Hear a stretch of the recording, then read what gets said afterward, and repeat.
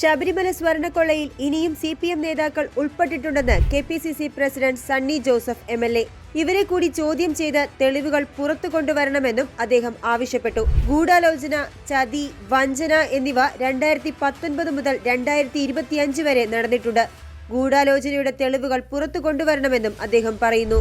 ശബരിമലയെ കൊള്ളയടിച്ച മാഫിയയുടെ മുഖ്യ സൂത്രധാരൻ ദേവസ്വം ബോർഡ് പ്രസിഡന്റ് A. പത്മകുമാറാണെന്ന് മൊഴികളും രേഖകളും തെളിയിക്കുന്നുണ്ട്. ശ്രീകോവിലിനു മുന്നിലെ വിലമതിക്കാനാവാത്ത സ്വർണ്ണപ്പാളി, ചെമ്പ് എന്ന കള്ളരേഖയുണ്ടാക്കി ഉണ്ണികൃഷ്ണൻ പോറ്റിക്ക് കടത്തിക്കൊണ്ടുപോകാൻ എല്ലാ ഒത്താശയും ചെയ്തത് ഈ ഉന്നത നേതാവാണെന്നും വ്യക്തമാണ്. പോറ്റിയും പത്മകുമാറും തമ്മിൽ നടന്ന കള്ളപ്പണ ഇടപാടുകളുടെ ഞെട്ടിക്കുന്ന സൂചനകളും പുറത്തുവന്നതോടെ ഈ കവർച്ചയ്ക്ക് പിന്നിൽ നടന്നത് ഉദ്യോഗസ്ഥരുടെ പിഴവല്ല, മറിച്ച് ഭരണതലത്തിലെ വൻ ഗൂഢാലോചനയാണെന്ന് പകൽ പോലെ തെളിഞ്ഞിരിക്കുകയാണ്.